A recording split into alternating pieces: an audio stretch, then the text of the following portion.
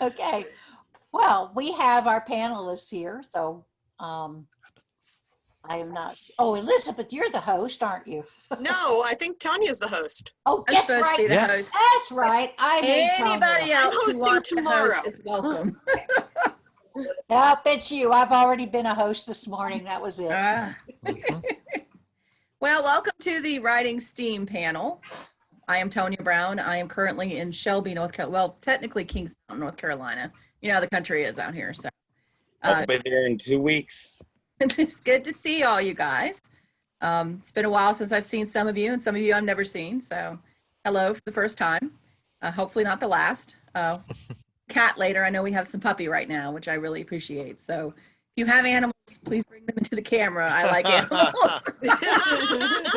I typically like animals more than people. So just, yeah, if you want to replace your cameras with your animals, that would be good too.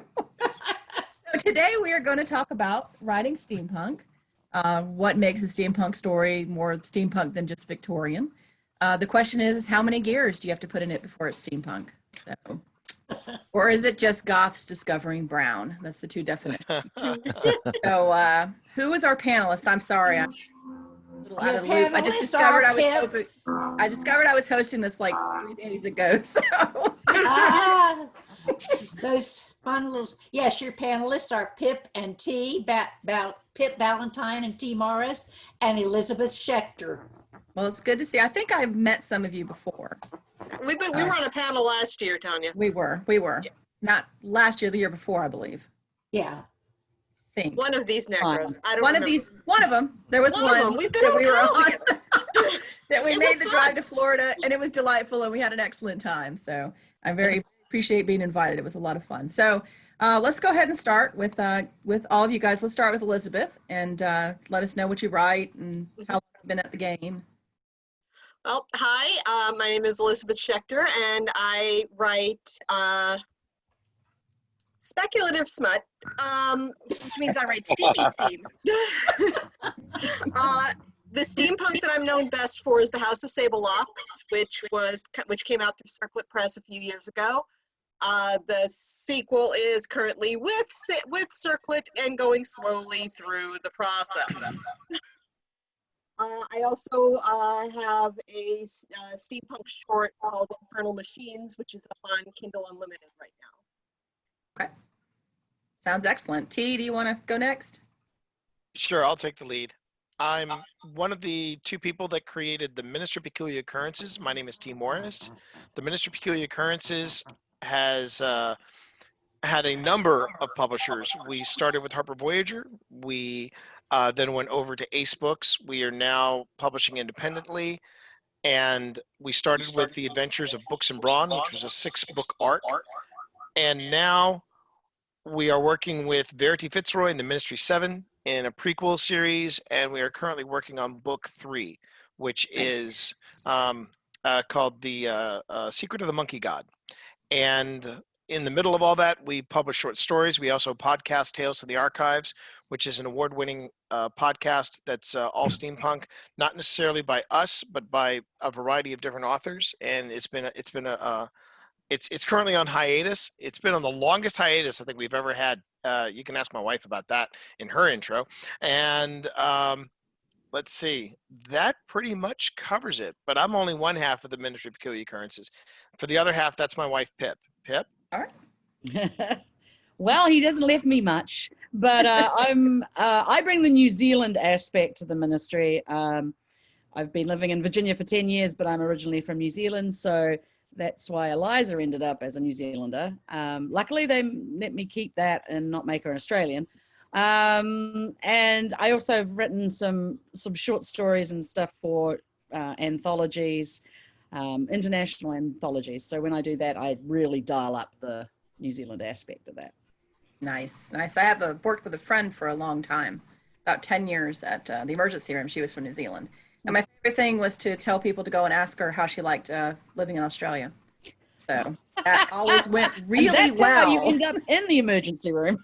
Exactly. That was the super cool thing to do, was to go ask Trish how she, like every new person was, go ask Trish about Australia. So You yeah, didn't yeah, that's actually like her, did you? Or you didn't like the Oh, one of sure, the two? sure. But again, I'm Tonia Brown. I've written steampunk for a couple of years, I would say. About 10 or so years ago, I did a web serial for 4 years, updated it weekly with a chapter, ended up with 12 novella-sized volumes of a series called Railroad. And it was set in the American West. It was fun. I like steampunk. I like writing unusual steampunk. And I've also done some steamy steampunk as well. I did the Clockworks and Corsets series that I never really finished, and one day I might get back around to. I have not written steampunk in a long time. It's not that I don't write it anymore. I just haven't had much of an opportunity. So that's where I am with that. So let's start with how you define steampunk. We'll go back to Pip and let her go first. First of all, that was all our panelists, right? Yes. Okay, just want to make sure. I don't want to make sure I'm not missing anybody. It's so much easier when they're sitting at a table with you as opposed to being here. Right. All right, so we're going to start with Pip. Define what you think steampunk is. Okay. Steampunk for me is generally, these are all broad. I always feel with steampunk, everything is in a broad sort of umbrella. So Oh, yeah. generally speaking, it's in the Victorian or Wild West era. It doesn't mean that it has to necessarily happen just in those two places. So it generally has a Victorian Wild West setting. It generally, but to me that's just the setting, but it's definitely has to involve machinery of some description, usually performing things that didn't happen in Victorian era. The difference engine, but cranked up to 11. But it goes to 11. That's the It important. goes to 11. Yeah. It goes to 11. Why don't you just make 10 louder? Okay, Elizabeth. For me, I think of steampunk as, mid to late 1800s to early 1900s. And you take the existing level of technology and then shove it into the future. Although if you want my silly my silly definition, I did this to a friend of mine and she couldn't stop laughing. It's history, but make it fashion. Yeah. T? I like that. Yeah, the thing about the definition of steampunk is that it's different from every author. It's different from every maker. It really has been. I don't want to say a source of contention. I think if anything's been contentious about steampunk, it's all the aftershoots, the spin-offs, the different spins that people have given, and then just stuck punk onto it. Along with steampunk, you have diesel punk, you have atom punk, retro punk, and after a while, I think it gets kind of ridiculous. I think one of the dumbest ones. The one that I thought was rather ridiculous was hope punk. Hope punk, which was optimistic sci-fi. Right. Optimistic it was like science the fiction. answer to dystopian stuff. Yeah, hope punk. I'm like, corn really? punk. This is what we're at now? We're at hope punk? That's crazy. And I remember I was on a panel with a lot of other steampunk authors. We were all asked this question. And this subject came up, and one of the panelists turned to the audience and said, "So what would our current punk be today?" And someone shouted out iPunk. As in like an iPod, iPhone, and I was like, that just won the internet. Thank you and good night. For me, and I've had to explain this to people because they say, what is steampunk? And I simply say it is science fiction set in the 19th century, and that's the end of it. My favorite story of someone who understood it, who really got it, was my late father, who when we bought it was me, Pip, and my parents. We were all vacationing in the Outer Banks, and we stopped at this little indie bookstore, and we happened to see Jeff Vandermeer's Encyclopedia of Steampunk, And so we picked it up, and my father just happened to be flipping through it, and he saw the still shot of Ross Martin and Robert Conrad from the Wild Wild West. Mhm. And he looked at me kind of surprised. He said, "Wait, that's steampunk?" And I said, "Yeah, Dad, that's considered one of the founding cornerstones of steampunk and entertainment." Cool. And he was just grinning from He ear got to it. ear. And he said, "I know what steampunk is." He was so proud of himself. And we were already on our third book by this time. So, I mean, to me, the more accessible you make steampunk, the more I think people find the fascination of it and they get it. So I tend to paint with a very broad brush, and I just say it's science fiction set in the 19th century. And then when people go, okay, so I heard somebody mention diesel punk. I said, yeah, that's steampunk cranked up to 11. What's atom Don't punk? steal my definition, T. Exactly. Steal from the best. And when someone says, Just well, then what's upstairs. atom punk? When I said, what's atom punk? I go, well, that's even easier to describe. Atom punk is basically Buck Rogers and Flash Gordon, but not Gil Gerard and Sam J. Jones, but Buster Crabbe. And people just kind of look at me and they just go, wow, that's a deep pull. And I go, yes, it is. Thank you for coming to my TED Talk. And Yeah. You've just covered all the genres, T. pretty much. Every genre known to man. I like clock punk, or not cloth. I like cloth punk because I can only think of one example of it, and it like spawned this entire punk thing. But there's only one, Okay. and it's the movie Nine. Yeah. Ah. Okay. I see, and I raise, Elizabeth. I see and I raise. What do you got? I have the bragging rights of being the only person to have written a short story in Nerf punk.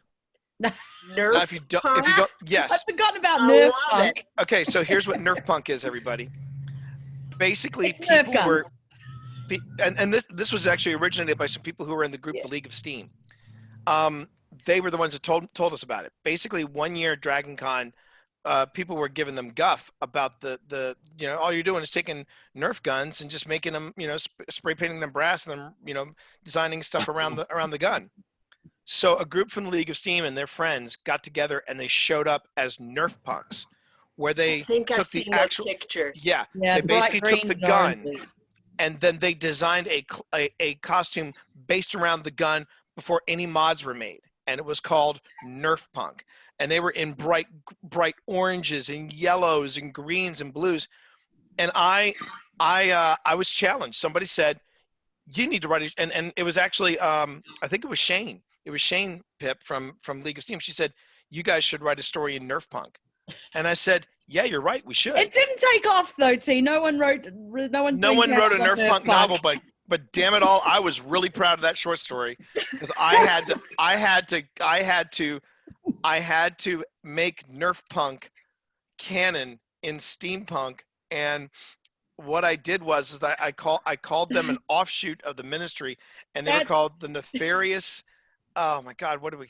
You can't even remember it, T. Honestly, it was ridiculous. It was ridiculous. It was a But that's the ridiculous glorious name. thing about steampunk is it can be also ridiculous. It covers a lot of Yeah. different Yeah, things. that's the thing I like about steampunk is that it can have its over the top steampunk Darth Vader side, and then there's people that are so very serious about it. You have the gear snobs, and then you have people who will modify Nerf guns, and that's steampunk to them, and that's fine because to me, I'll add this before I move to the next question. Is steampunk to me is basically it's a lot like Lovecraft. It's atmosphere more than anything else.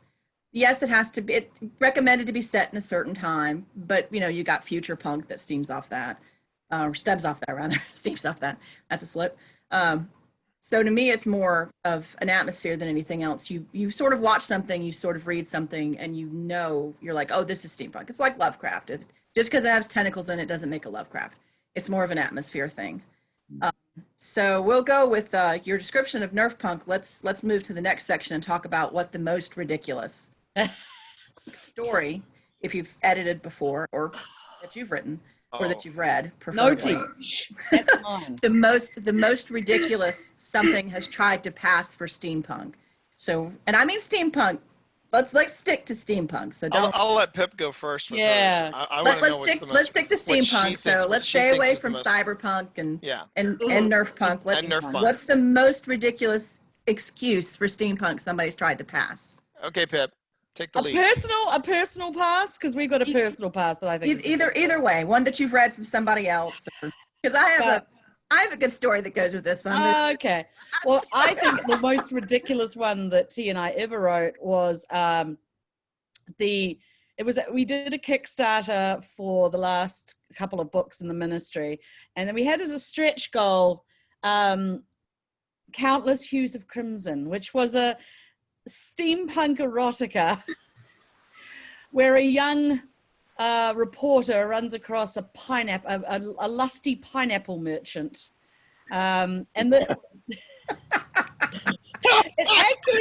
actually is meant. It's like a. It is canon. It is canon in the ministry. Because it wasn't the original book. It was the book that Eliza and Wellington used as a decoder for special Standing messages orders to be passed. So they pick out this thing and they go, "Oh my gosh, Countless Hues of Crimson! This piece of trash!" And then we wrote it, and it was. We didn't expect to hit the stretch goal, but some people were driving for it. They were driving for it. I was like, I don't want to do this, and they made us do it. It was. And It was. we got utterly our we got our cover model from the first two books, Marina Bossart's, to do the cover of Countless Hues of Crimson as well. It's got a pineapple lovingly being stared at by two gorgeous women. Yeah. Let's make pineapples sexy again. Is that Well, Exactly. we did Exactly. think about that. We were like, which is the least sexy like fruit or vegetable that we can think of? It was almost wife the with me. artichoke, but then the pineapple kind of won out. So Yeah. plus actually pineapples are very Victorian, because Victorians spend an enormous, rich Victorians spend an inordinate amount of money Yeah. trying to grow pineapples in England where they should not ever grow. And they were a huge sign of wealth. So Right. it kind of worked, but it was also ridiculous and Yeah. stupid to write. It was a blast to write. It was an Right absolute now. blast to write. Get some Um, pineapple juice that my one- wife pineapple punk? made right back. For me, the most ridiculous thing that I've ever had the pleasure of writing for steampunk, and it wasn't the Nerf punk one, but we called it The Fault in Our Stars, spelled FAWLT. That is also And- pretty ridiculous. I'll give you that one.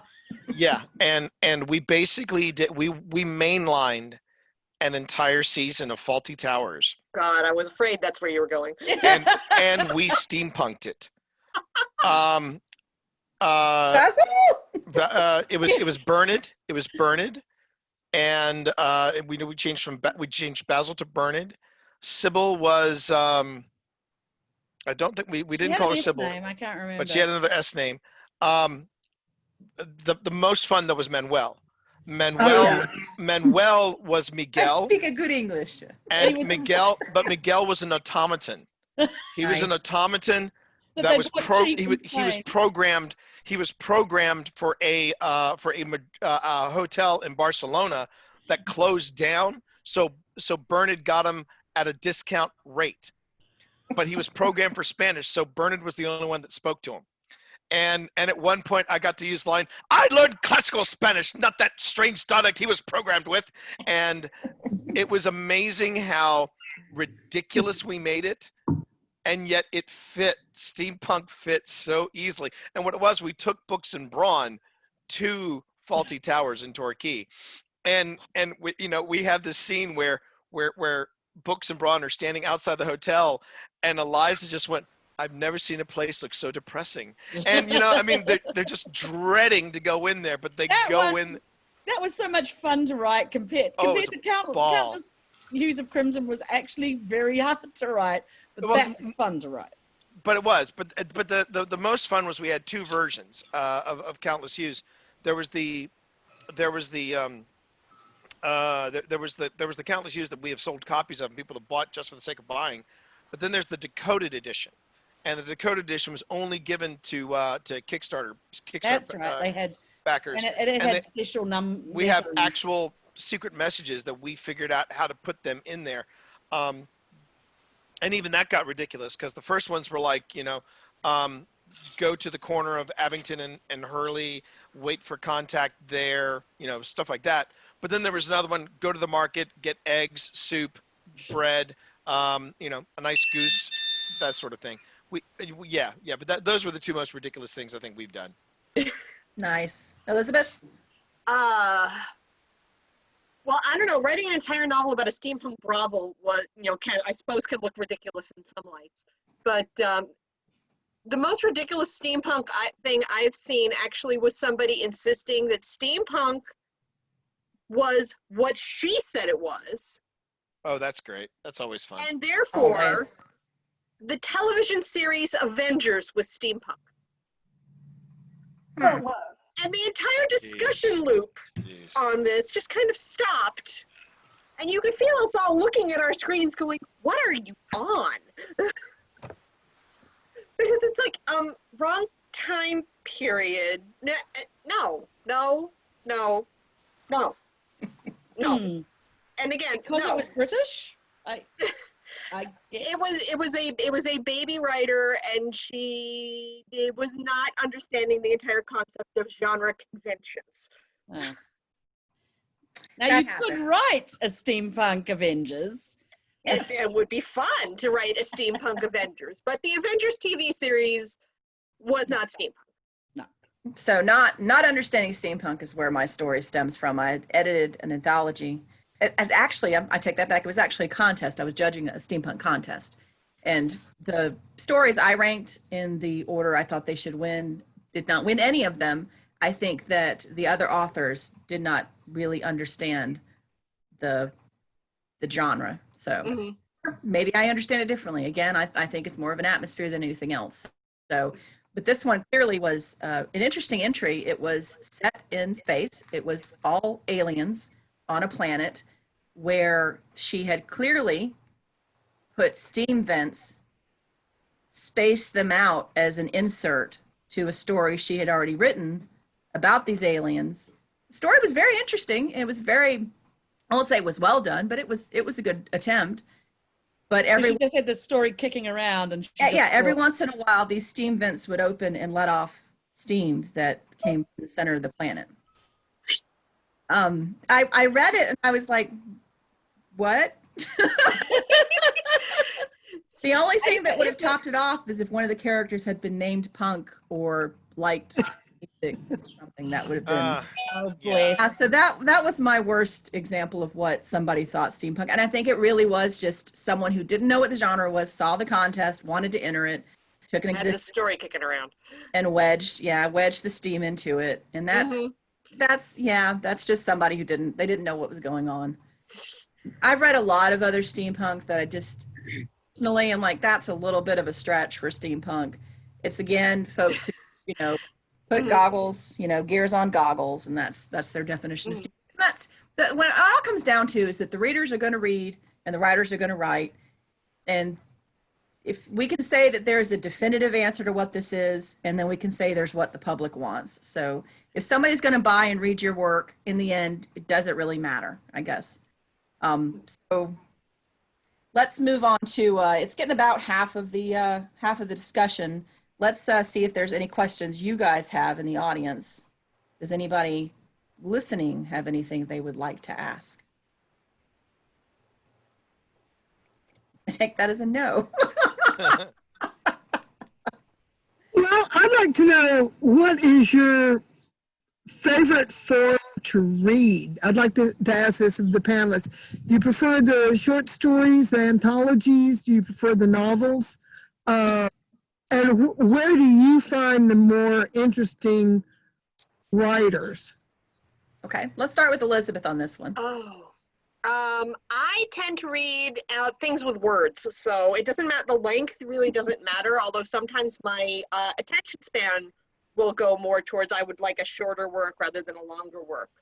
I find a lot of new to me authors by judging contests. I judge contests for the Romance Writers for America, which has the speculative fiction category, and I judge for the fantasy, futuristic, and paranormal chapter of the RWA, which has its own steampunk subcategory.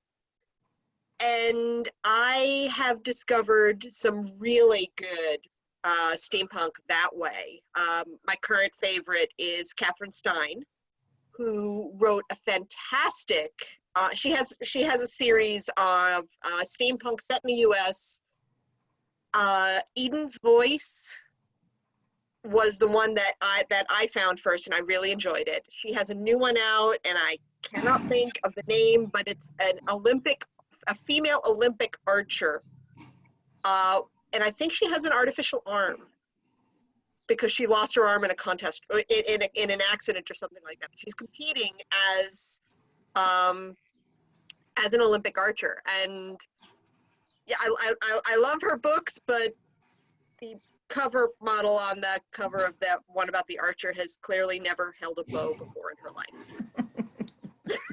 That happens. All right, Pip.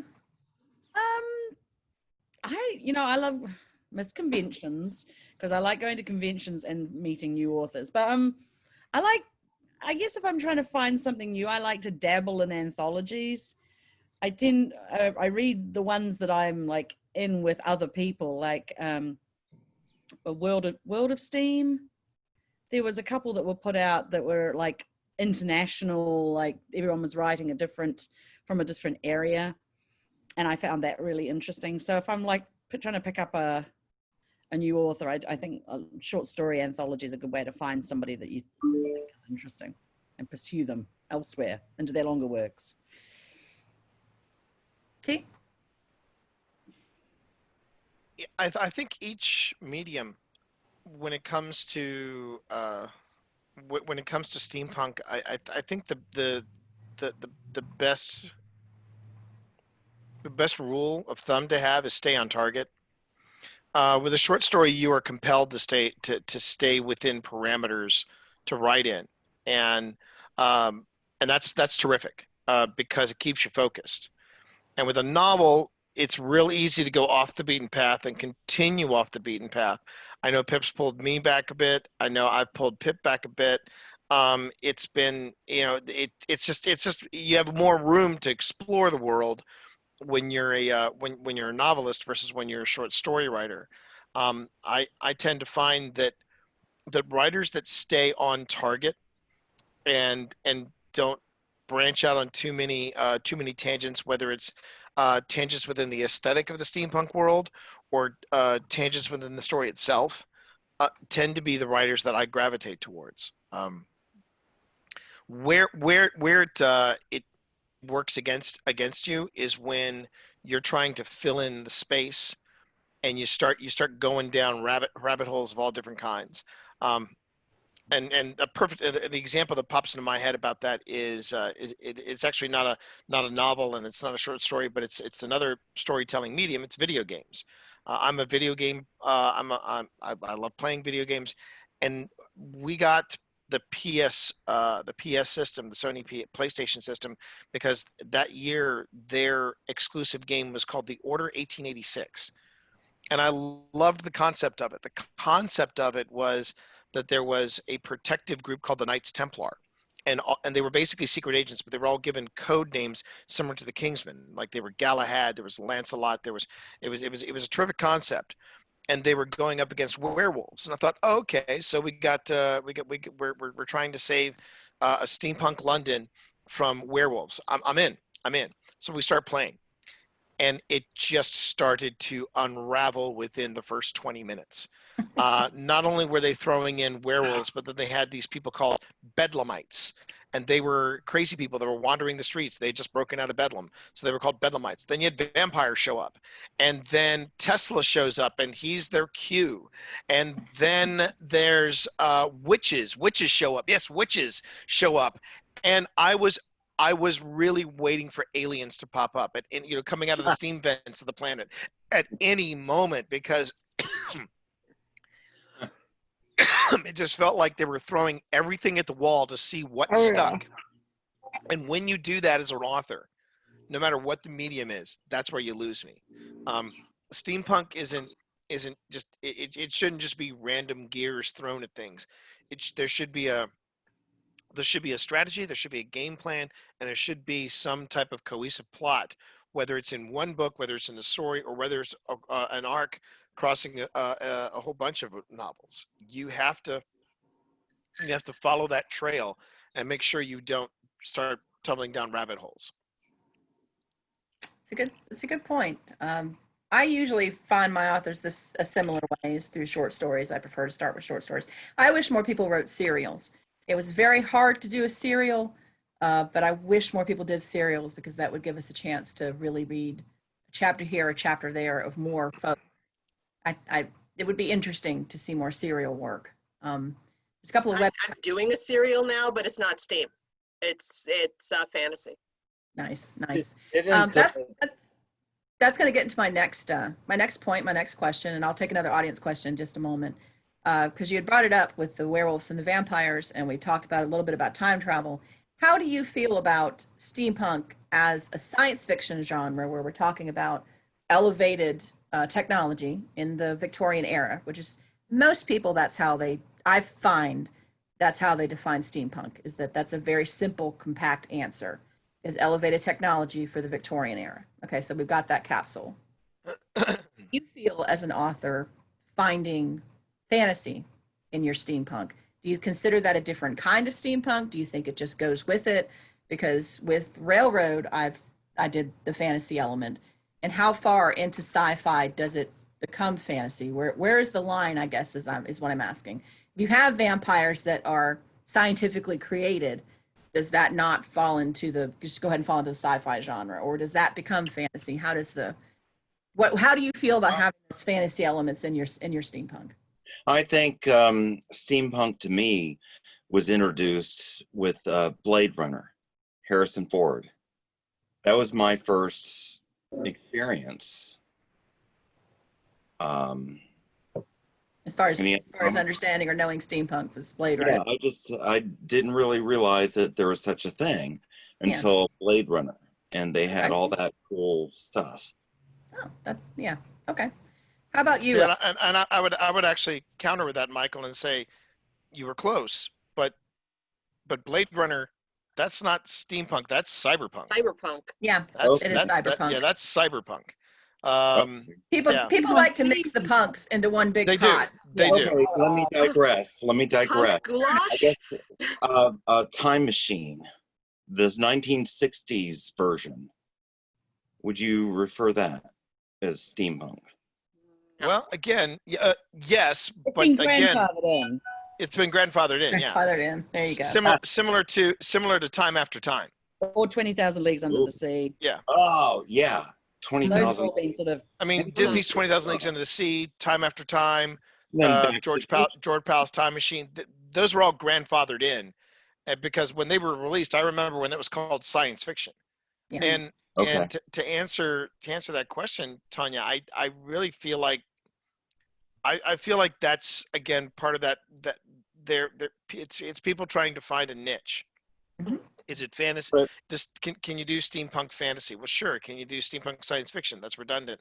Back to It's like saying it's also like saying when you're playing Shadowkeep, are you playing a fantasy RPG or a science fiction RPG? And to me, I'm just like I could care less. It all falls under science fiction, Mhm. and where I think steampunk is just that it's a flavor of science fiction, and I try to simplify it because when people want to find a place to put it, I'm like, just put it in science fiction fantasy, put us under B for Ballantine, and you're fine. It goes back to that famous quote. I believe it was from Asimov, who said, magic is merely science undiscovered. It's Clark's Law. That's Clark. Clark's. It's Arthur Okay. C. Clarke. Arthur C. Clarke. I knew it was one. I knew it was one of the Yeah. one of the founders. Dirty But, dozen. but the point, but I mean, I just think that the nice thing about steampunk is that if you can work, I mean, that was something I don't think we ever worked. No, we did actually have werewolves once upon a time in our canon, Pip. I remember. We have had werewolves. We've We had have werewolves. We've in had Faulty werewolves. Towers. There were werewolves. In Faulty Towers, then the Faulty Towers are werewolves. But it's yeah. I just consider it a flavor of science fiction. But the Victorians had a sort of nebulous concept of what was science and what was mysticism. So like things like ether and doing seances and all of that kind of spirit photography was huge. Yeah, it's all kind of in the atmosphere, like you were saying, Tonia, about atmosphere. It's all in the atmosphere of steampunk. Right. So I think that's what I love about the genre, is there is so much room for all sorts of things to be in there.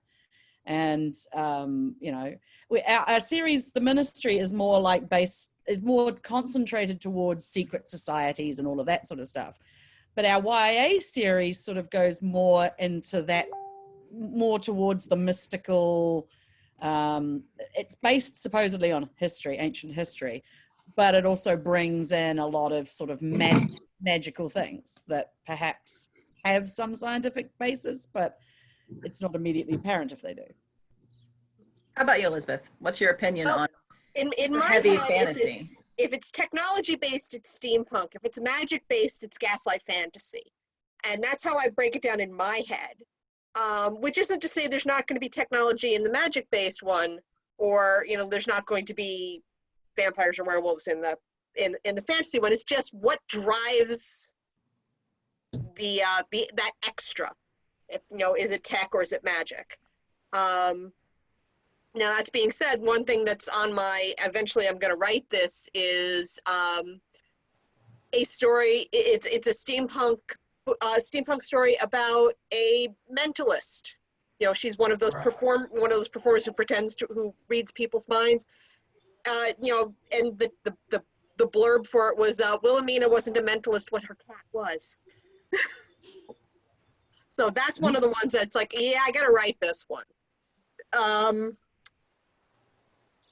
So but Capriccia made a good point, and Pep made the good point of there was the line between magic and technology in the Victorian age was so fuzzy that you could go back and forth really easily.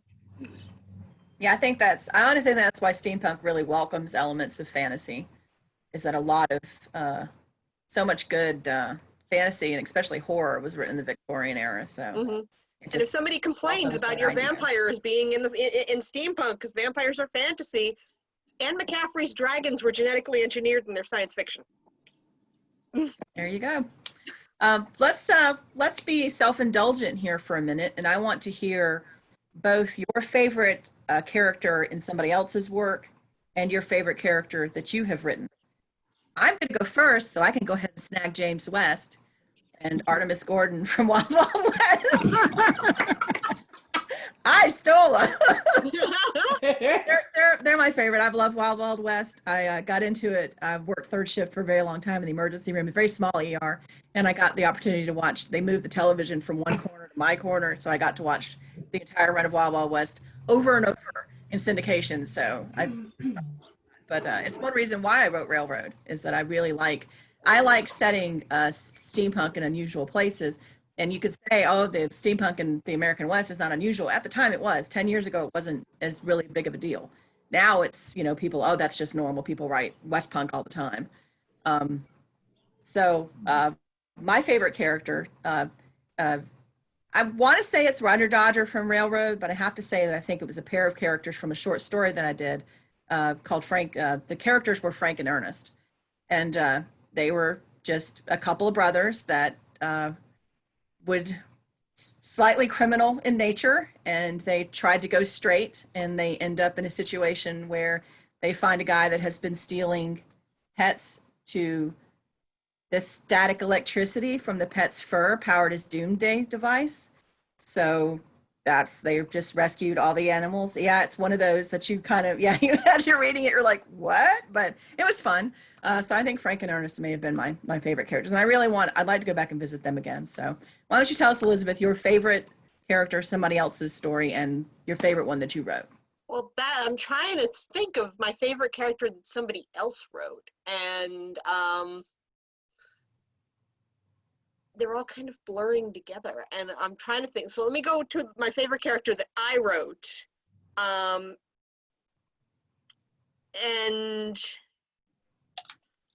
I want to say it's the succubus, who is the AI that runs the steampunk brothel in House of Sable Locks, because she starts out existing in the now, and her point of view is first person present when I start the book.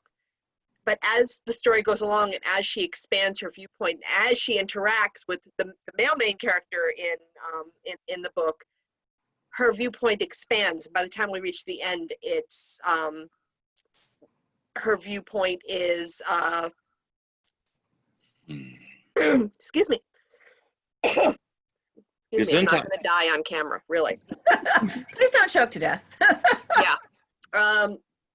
Her viewpoint is, she has that view of the future. She has that view, she has a past now, because she's interacting with people, and it's not just I'm now, and then people go away and I'm not.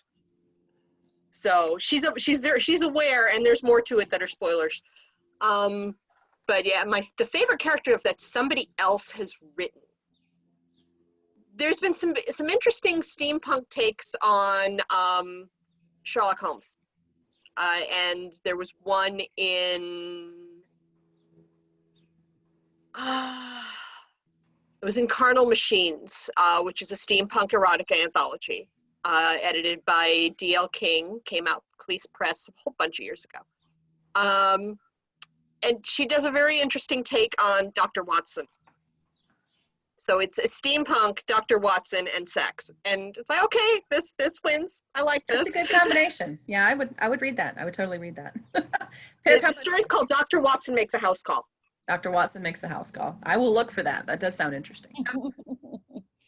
I have a soft spot for the unusual characters who don't give a flying anything about anybody's opinion of themselves. So my two favorite characters, I think, from Gail Carriger's Parasol universe, I love Biffy. Yeah. He's just outrageous and fun. And that's how I like my steampunk. So I'm drawn to him. The character, I mean, I love writing a lot of characters in the Ministry universe, but right now we're working on the YA series, and Monkey Wrench is a professor who doesn't like children, who accidentally, through nefarious goings on, ends up stuffed into the body, his soul gets stuffed into the body of a little round golden automaton who children think is adorable, and he keeps getting picked up and it irritates him, and he has to live with these 7, street urchin type children, and they're always picking him up, and he just hates it. And that's also fun to write. It's just fun to hang out with people who are stuck up and are getting their comeuppance. That's also fun. Yeah, that is. How about you, T? So, writing wise, I know I'm really going to get some pushback on this, but I really enjoyed Alan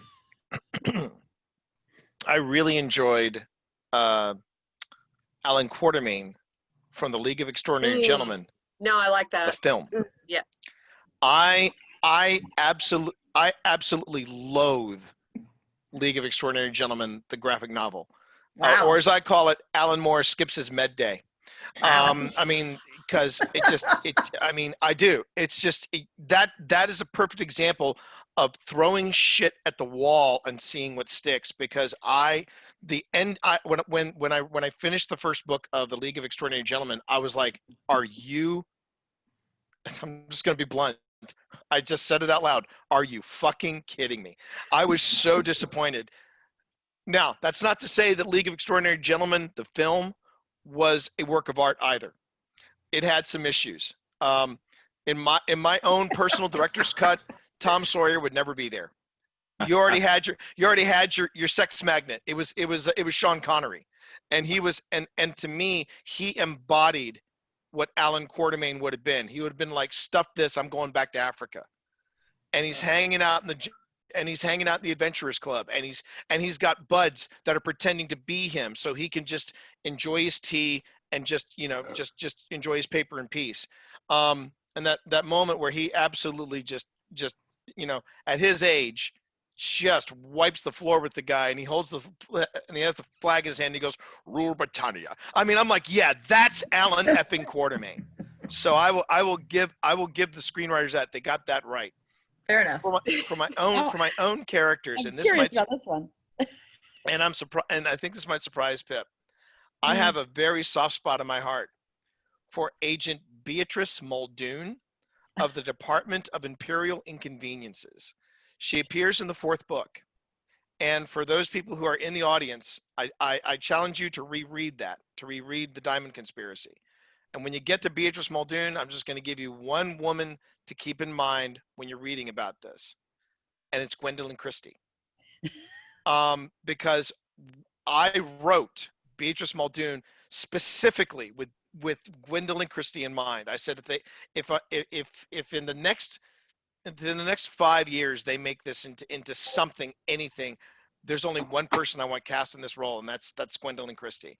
And because we make her this tall blonde, and I had so much damn fun writing Beatrice Muldoon, because I was thinking of everything I loved about Gwendolyn Christie and just ramping it up, but doing it in a beautiful Victorian frock. And you haven't lived as a writer until you put Beatrice Muldoon in a bar fight in Rockhampton, Australia, because man, that's living. Beautifully decked out. Yeah, she looked fantastic.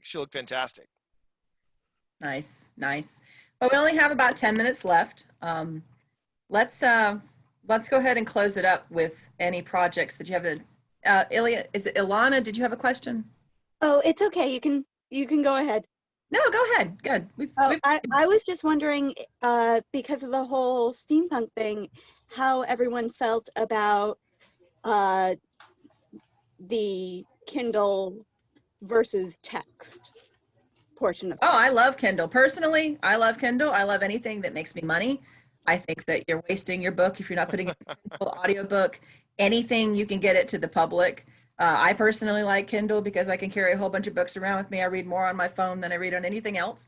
So as far as tech goes for books, I like real books. I like holding them. I like smelling them, which is a weird thing for people to do, going around sticking their noses in books. But personally, I'm a huge fan of e-text, and most of Railroad originally was only available in e-text, and it was only a web serial. So I'm huge into Kindle. How do you feel about it, T? Let's go back to you. I'm very much of the same mindset. Our books are out in audio. Our books are out in Kindle. I never even heard of people getting upset of whatever was happening with. I did hear some people were pushing back against Audible, which I'm not really sure what that was all about. Because Pip and I have been independently producing audiobooks for quite some time, and we have never had a problem. It's been a delight working with ACX. It's great. Their romance package was a disaster. Oh, that was what it was. Okay. Oh, okay. Yeah. We were never involved. You were getting paid pennies Oh, Yeah. for Can I ask you a question? for the people got the unlimited access to all of the romance catalog, and the writers were getting paid pennies. give us just a minute, Michael. Hang on just a minute. Yeah. So go ahead, Pip. How do you feel about it? Well, I'm a former librarian, so I'm with you on smelling books. In my personal reading, I like a book, but my father, who was always massively into print books and is in his 70s, like only a few years ago, was like, I'm all Kindle now, because he said, I can put books on here. I like his magic. So I get it. And as an author, you want to be in every place that you possibly can be, in every format you can possibly be, for everybody. And yeah, audio books are great for people who love to commute, people who need assistance in reading. I can read for you. People who like voices. So yeah, I have visual impairment. I'm yes. legally blind, and the older I get, the harder it is for me to read print for very long. So Yeah. I love audiobooks. Love Yeah. them. Yeah, I like audiobooks. I had a long commute, so audiobooks is the primary way I consume material now. Let's get Elizabeth's perspective, and then we'll answer Michael's question. We only have a few minutes left, so. Well, I agree with, I agree with everybody else. I like things that make me money. I'm currently playing with Kindle Unlimited to see if that's got a better return on investment for short stories. And it's been doing all right. I may take those shorts wide when my 90 days is up in October. But I have, everything is print and digital. House of Sable Locks is available on audiobook. And so is Carnal Machines, I think. Yes. But nothing else is up as audiobook yet, but I need to fix that. Yeah. But yeah, anything that's the sitting, medium. Let's just get the words out there. anything that's sitting in print that you don't have in audio, you are wasting money. Yeah, I know. I need to get on that. Serious. But the ones of mine that I do not have self-published, the publisher has not taken that step yet, and they own the audio rights. So yeah, well, and you got to wait on that. So yeah, I got to wait on them. They're trying. I mean, they put out for auditions, and nothing's happened. So Julie had also said in the chat that Neil Gaiman once said the ability to change the font size was a game changer for ebooks. And like Anne was saying, is that people who are visually challenged or have other issues, audiobooks, the Kindle, being able to make it larger, it's just technology is amazing, and that's what we've all come to the conclusion. So Michael, what was your question? Just to all, I guess. What is more profitable right now? Where does the teeter-totter go? Audiobook versus Kindle, or just Amazon, or hard copies? Why don't you start with this, T? I think you haven't had a chance to be the first yet.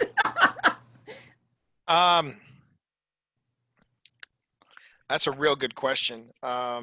It's hard to say, particularly now, because I know that with our self-pub stuff, we had a run on print books very early on in the COVID-19 shutdown. There were people that really wanted books. Now, Pip is the one that does the books. She crunches the numbers and does everything for for the two of us. So she might be able to answer this question better than I can. I have a spreadsheet. But yeah, she's got wicked awesome spreadsheets. You're a better woman than I am. But I know that I know that the demand for books of any background, in any format, digital, audio, or otherwise, it spiked, and I don't know how long that spike. Again, I defer to Pip, but I do know that there have been a run on not just my not just our fiction, but the dummies books that I write. Those also are in demand. So I find that fascinating. So Pip, what can you say? Going to the spreadsheet right now. Yeah, go to the spreadsheets, baby. Audio, it's been interesting. I've been tracking since 2015. Audio was sort of, when we started, was like 17% of our yearly income. And it's sort of crept up, and now it's about 27% last year. And Amazon, interestingly, started off like almost 50%, and it's sort of tracked down to about 37%. So, and print is about 10. So I've messed around with Kindle Unlimited as well, and in the end, I've just left everything generally wide. So we're on Kobo and Google Play and all of those different places. So it's interesting to see. Audiobooks are definitely a significant part of the income stream. Elizabeth? And my best return on investment has been through ebooks. I make more on my ebooks than I do on the paperbacks, unless And I am who is that physically selling the paperbacks at a convention. That's the key. That's the Who key. was that through, Elizabeth? My best return on investment with regards to how the format has been on ebooks. I make more on ebooks selling through Amazon or through Draft to Digital than I do on paperbacks, unless I am physically selling the paperbacks at a convention, handing it to somebody and taking their money. Yeah, it's always good. To Thank you for showing us your kitty, Alana. We appreciate it. I'm super into cats, as many people know. I will add that I have actually slowed down in my writing in the last couple of years. I've had some stuff with work and family that's just kind of gotten in the way. But I have found that while my ebook and print sales have slowed down a considerable amount, unfortunately, because I don't promote. I'm not going to conventions quite as an author as much as I used to. I've gotten into doing a lot of art stuff, and I sell a lot of that instead with my sister at spookytwins.com. There's a plug for you. So I am finding that, interestingly enough, my audio has really picked up. And that is thanks to the narrators that I've picked up. They're promoting and they're doing some stuff on YouTube and doing stuff like that. So it's kind of worked for me in a way. So I'm getting considerable checks from Audible, which I like because I like money once again. So I'm gonna have to cut you guys off. Let's we're out of time. We're out of time. We're going to go ahead and close out with if everybody wants to let us know what your next project is and where we can find you. Awesome. Thank you, everybody. Thank you. Yeah. Do you guys want to let us know where we can find you? Ministry of Peculiar Occurrences.com, pjballantine.com. YA book is hopefully coming out before the end of the year. Nice. Secret of the mystery. No. Honey? We have so many titles. Mystery of the Flame was book 2. Secret of the Monkey God is going to be book 3. Nice. I practiced on that. I wanted to make sure I didn't F it up like last time. So, Elizabeth, what you got? Where can we find you? What you got coming up? My website is elizabethschechter.writes, all one word, .com. And I am on Patreon, patreon.com/EA Schechter. That's where my serial is located. And I'm Well, thank you, everybody. It's time to get out of this room. And yeah, if it you're is. still interested in conversing on this topic, drop on over to the con suite and have a chat. Hi, thank you for coming. Thank you, guys. Later. Bye. Are you just keeping this room open for the next panel? Yes. Talking to whatever moderator's here? Yeah. Okay, cool. Yeah, we have it open. Awesome.